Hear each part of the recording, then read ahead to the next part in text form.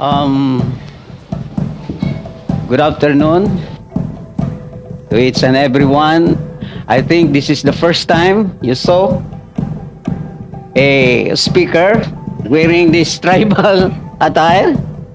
You know, there are 40 tribes in Mindanao. Iba-iba yung mga baro namin. So this is a Tagabawa tribe. Tagabawa tribe. Kung makapunta kayo sa federation natin, iba-iba yung mga uniform na makikita ninyo. And sana makapunta kayo para makita ninyo ang iba-ibang uniform sa mga lumad sa Mindanao. May I request everybody to please rise? Dear Heavenly Father, we thank you so much for your favor to each and everyone this afternoon. And our prayer that the Holy Spirit will allow us to listen to your word and help each and everyone to have a broken spirit so that we are able to accept your message this afternoon. Father God, we commit everything to you. In Jesus' name, amen and amen. Please be seated.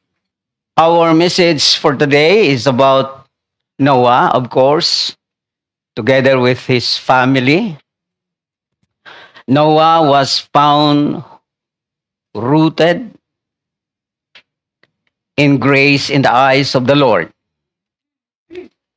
Si Noah ay nakaugat sa biyaya ng Diyos. He was rooted, as I said, in God's grace. Now, mga kapatid, the Bible tells us about Noah's family. Alam natin na in Genesis chapter 5, that Noah was the grandson of Methuselah, the oldest man who ever lived, 969 years. In Genesis chapter 5, verse 27. And that Noah's father's name was Lamech, who was 182 years old when Noah was born. In Genesis chapter 5, verse 28. Now here, can you imagine a 182 years old man down to the floor or ground playing and wrestling with a little boy? And so in Genesis 6:18, we read that Noah was married. Although the Word of God never gave us the name of his wife, we have respectfully referred to her as Mrs. Noah, right? And in Genesis 5:32, tells us Mr. and Mrs. Noah, mayroong tatlong mga anak na mga pangalan ay si Shem, Ham, and Japheth. And eventually, nag-asawa rin sila. And it was these 8 people that God spared when He destroyed the whole world and everything in it by flood. But not only do the Bible tells us about Noah's family, the Word of God tells us about Noah's moral standards. Yung behavior niya, mga kapatid. Yung ugali niya. Yung pamantayan ng moralidad ni Noah. So in Genesis chapter 6, verse 8 and 9, we read, "But Noah found grace in the eyes of the Lord." Now, verse 9, these are the generations of Noah. Noah was a just man and perfect in his generation, and Noah walked with God. He moved forward with God. in other translation.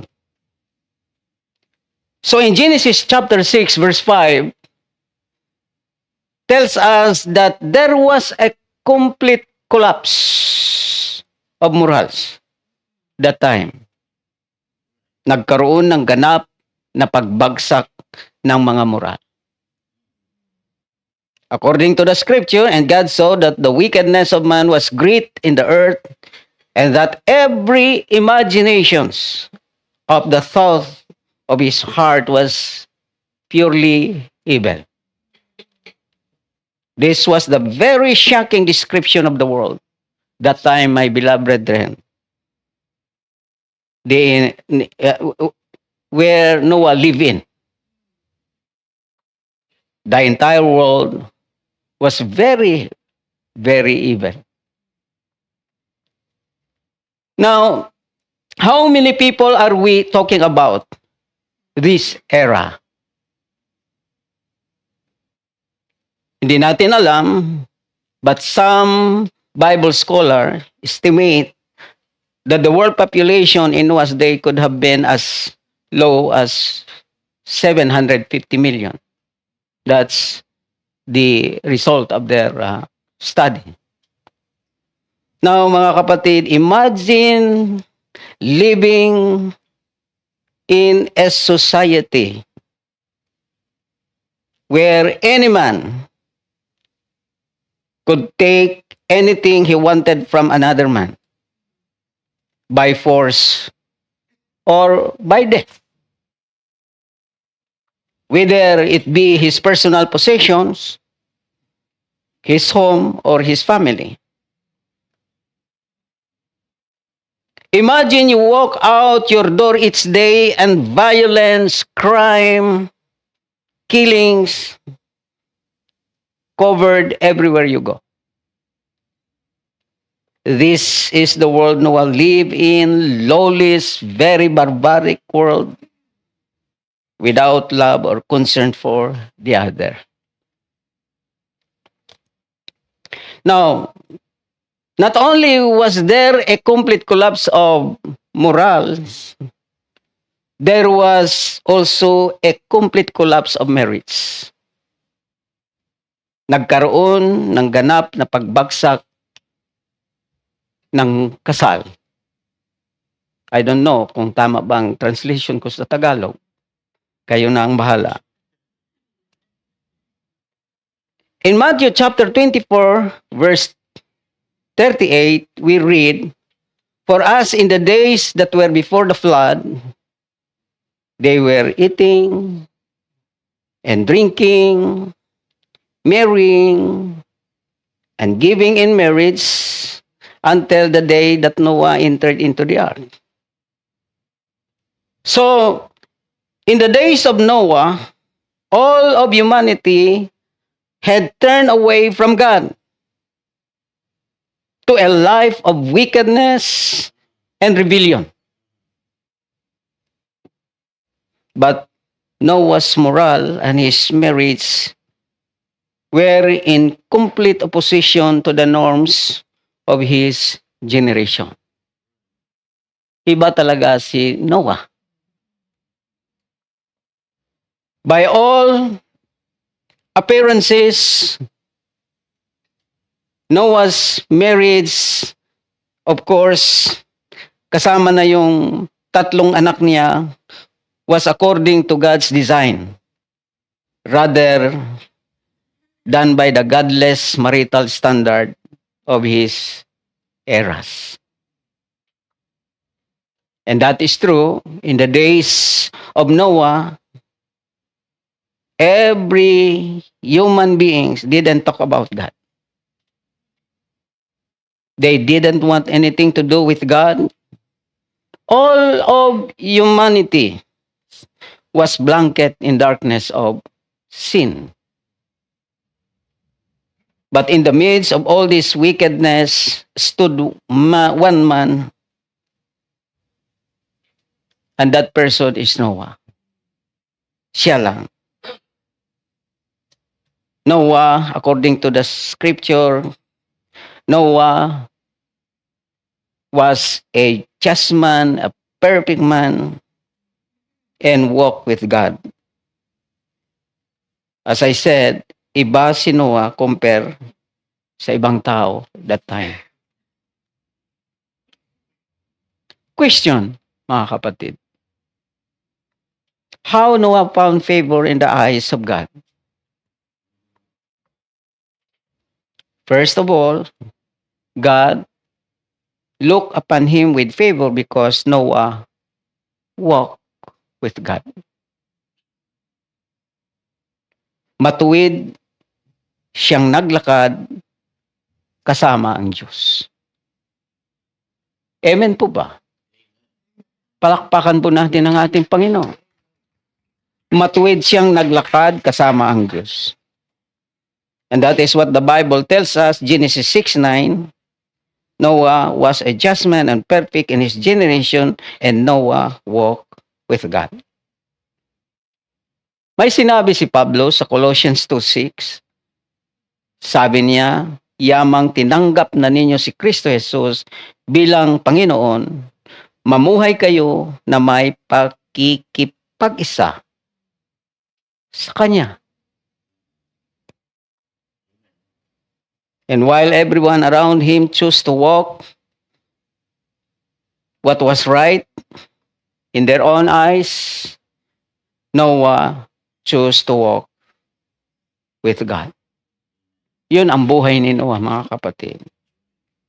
Kaya no wonder Noah found favor in the eyes of the Lord because he walked with God when everyone else did what was wrong. Yun ang nangyayari, mga kapatid.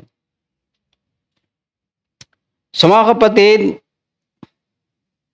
you know, if we are to find favor in the eyes of the Lord, we must be willing to walk with God justly. Kung gusto mo, if you want God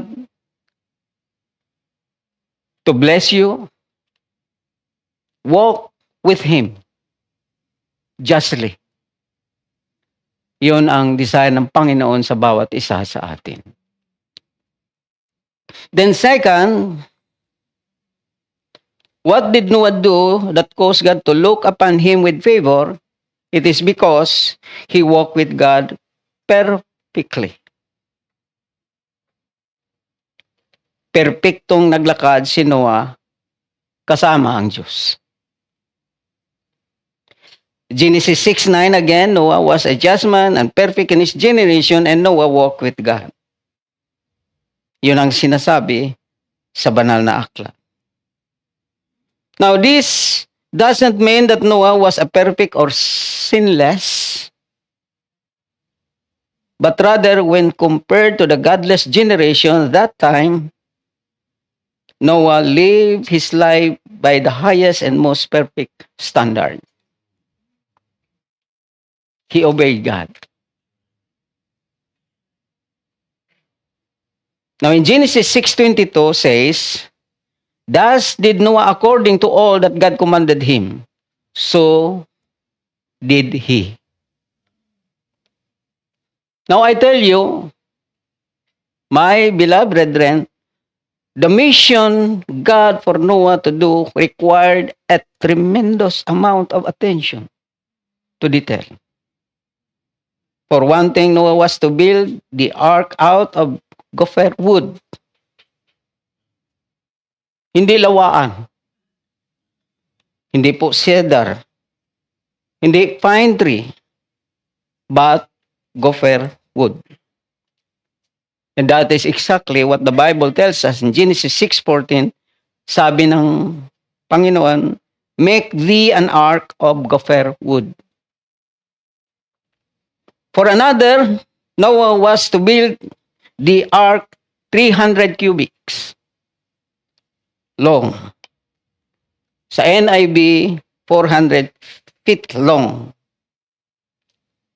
Hindi 299 cubits, but exactly 300 cubits long or 400 feet long. Again, it was to be 50 cubits wide, meaning 75 feet wide, not 49 cubits. Not 74 feet, but 50 cubits or 75 feet wide. And the ark also supposed to have 30 cubits high, not 29, not 31 cubits, but exactly 30 cubits high, good for 3 decks. So in Genesis 6:15, the length of the ark shall be 300 cubits, the breadth of it 50 cubits, and high of it 30 cubits. Now look at that. For another thing, Noah was to board 2 of each kind of animal, 1 male and 1 female of each species. Not 2 males, not 2 females, but 1 male and 1 female. Look at the patient there. He stretched his patient. Genesis 6:19, the Bible tells us, 2 of every sort shall thou bring into the ark to keep them alive with thee. They shall be male and female. And in Genesis 6:22 tells us, thus did Noah, according to all that God commanded him, so he did. No wonder Noah found favor in the eyes of God. And I tell you this is what God desires from us. Yun ang desire ng Panginoon, especially to the young people. Kasi kayo ang next leader. Senior citizen na kami. Our God wants us to obey Him perfectly. Our God wants us to obey without arguing, without revealing, questioning, or ignoring, or delaying His command. Yun ang buhay ni Noah. He obeyed God perfectly and he trusted God perfectly. Let me read Hebrews 11:7. This is what the Bible tells us.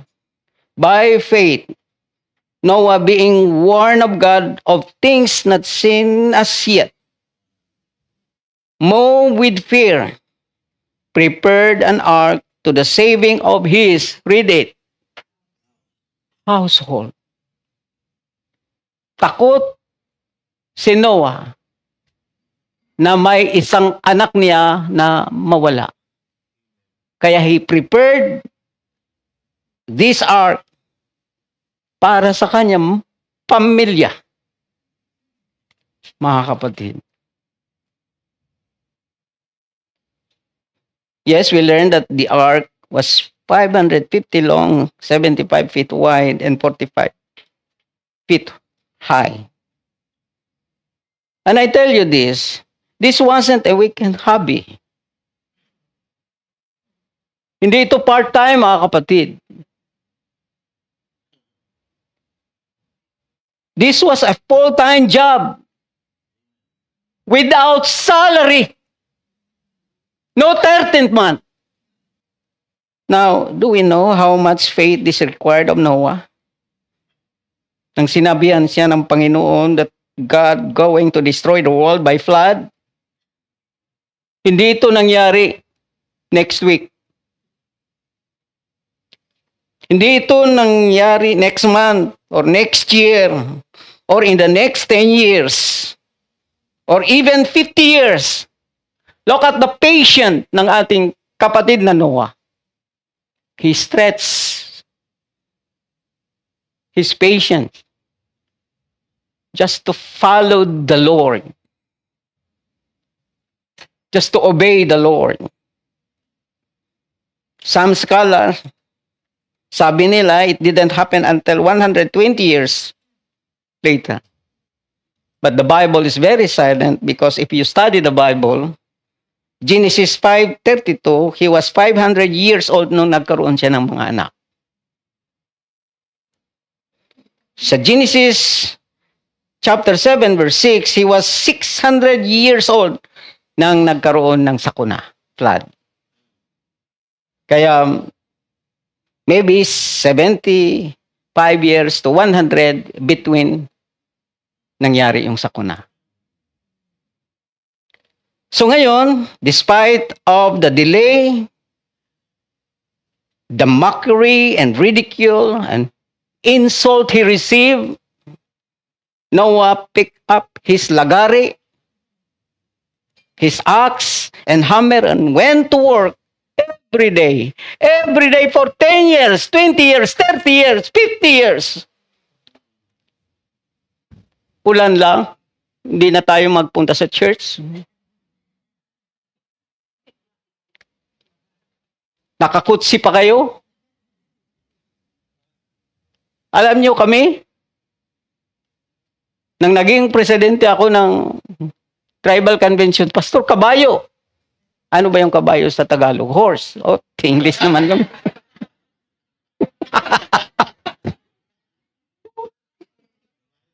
Kabayo. Kabayo dit. Oh, yun. Hanggang nagmotor na.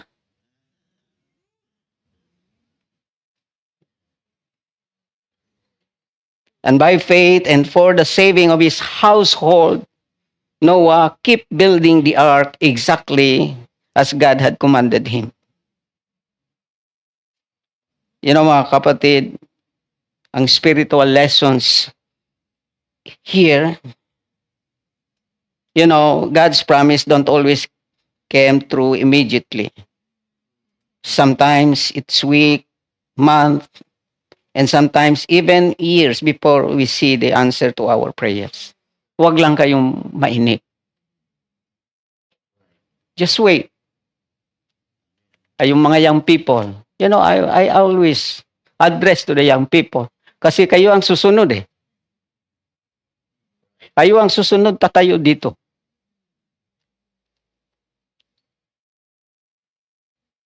Kasi gusto ng Panginoon, our God doesn't want us to just sit around waiting on Him to fulfill His promise or to answer our prayers.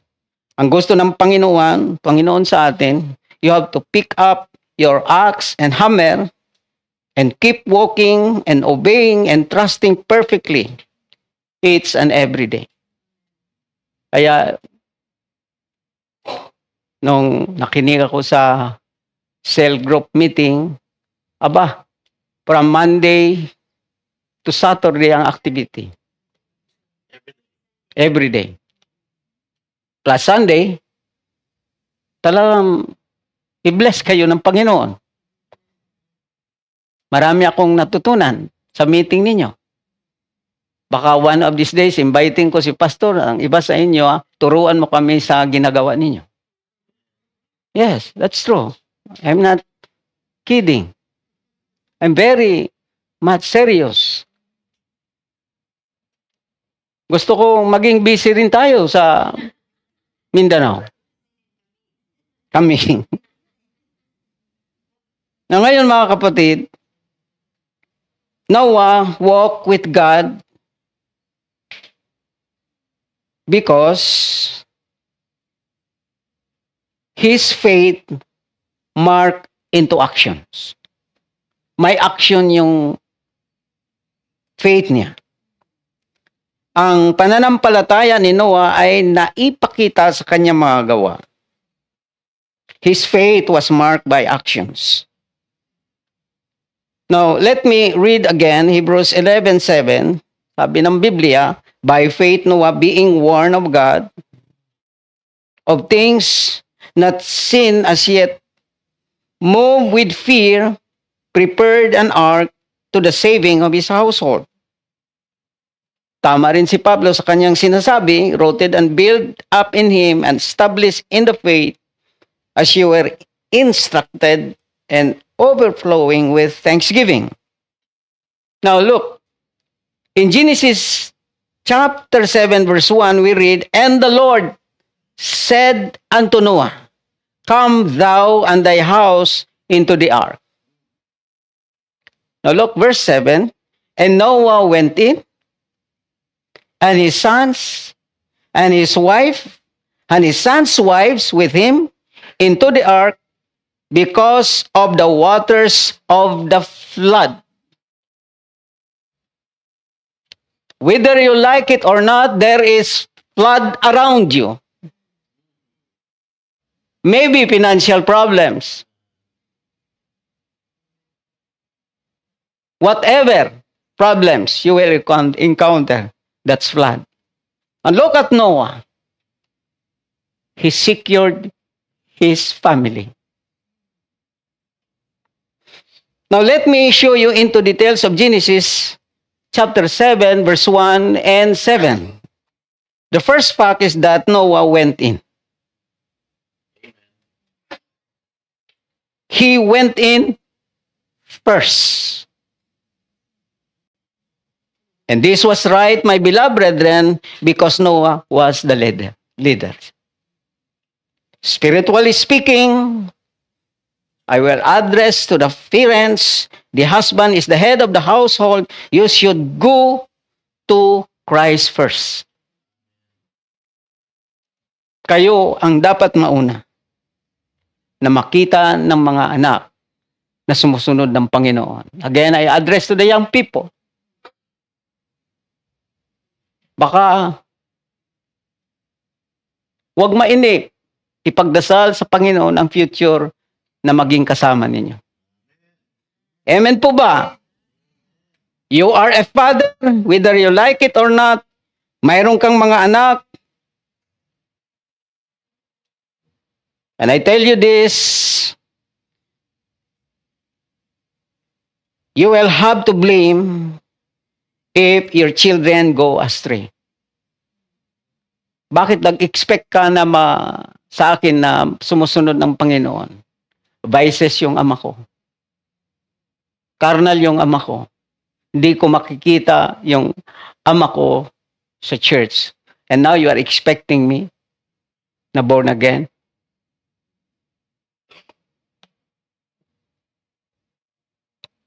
Yun ang sinasabi sa banal na aklat. Next, Noah's sons are mentioned. Noah went in and his sons. His sons went in. Yun ang sinabi sa banal na aklat. The next person who is mentioned is Noah's wife. His wife went in. The wife of the father of 3 sons comes into the ark. Bakit sumunod yung asawa niya? I tell you this because naniniwala sila sa sinasabi sa kanilang ama. Naniniwala si Mrs. Noah sa sinasabi sa kanyang husband. Because Noah was rooted in God's grace. And I tell you this, imposible hindi makinig yung asawa mo kung nakikita niyang talagang malapit ka sa Panginoon. Amen po ba? And lastly, came the sons' wives, and what a happy fellowship they have as a family. The sons' wives went in. Iyon ang sinasabi sa banal na aklat. You know, Noah and his family were not carried into the ark by force. Our God invited them to come, and they come into the ark. They entered it voluntarily and cheerfully. Happy sila pumasok sa ark. Because their obedience was perfect. Hindi sila nag-ask. Kung ano ang reason, they just follow because they believe kung ano ang sinasabi sa kanilang ama. The whole family came into the ark as they were commanded. The whole family left their houses to find a home in the ark, and so they were saved.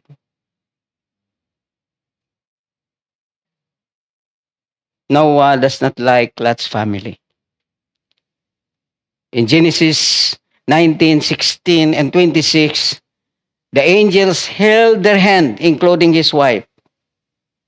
But the angel never held her heart, and she looked back, and she became a pillar of salt.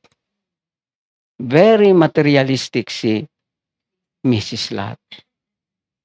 Huwag kayong magalit sa akin. He loves so much Sodom and Gomorrah. Mga young people, listen to this.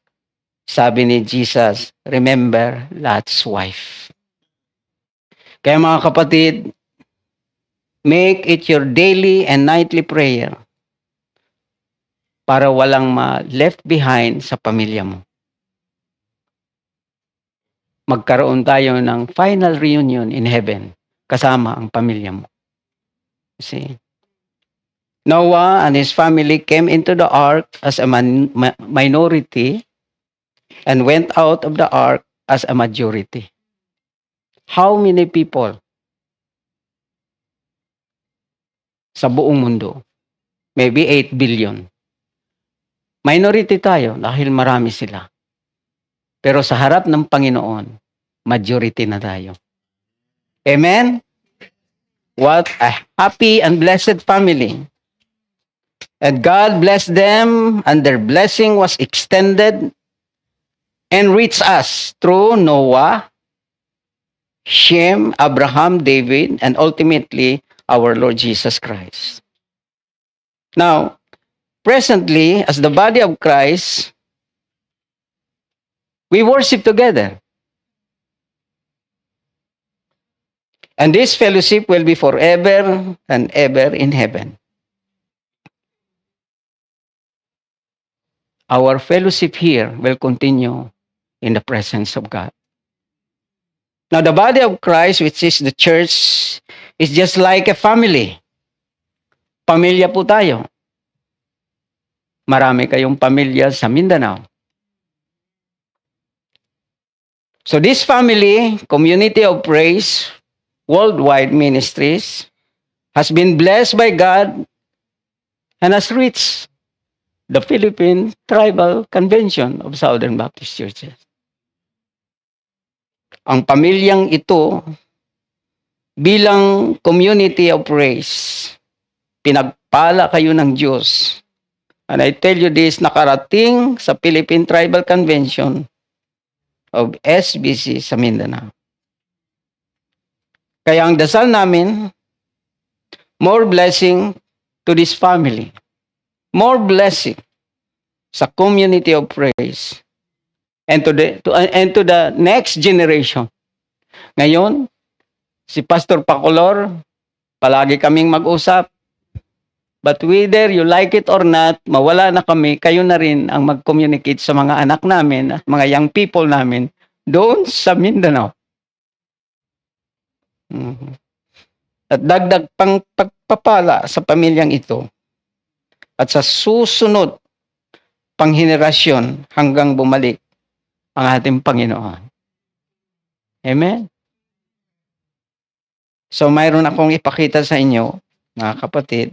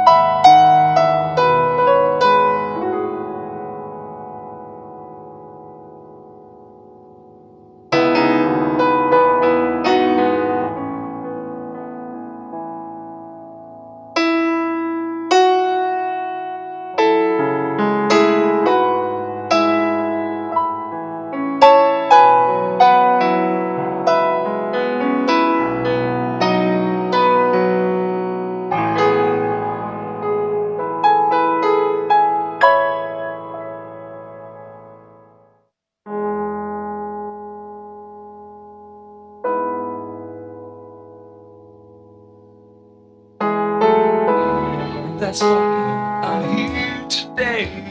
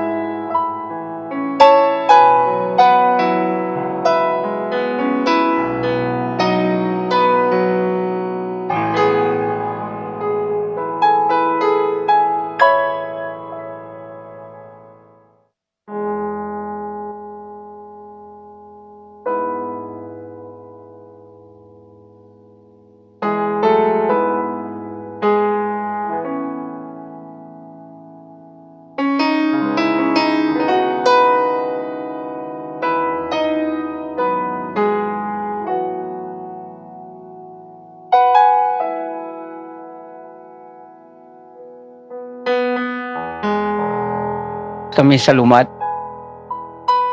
Dininay namin ni Mrs. Imbaan ang citizenship namin sa Amerika. Dahil sa gawain sa Lumad. At salamat sa Community of Praise Worldwide Ministries, sinamahan ninyo si Pastor. Hindi rin nila kaya kung sila lang. Sinamahan nyo si Mr. and Mrs. Pastor Pakulor para magawa yung vision na binigay ng Panginoon sa kanila. Maraming salamat. In behalf of the Philippine Tribal Convention of Southern Baptist Churches, maraming salamat.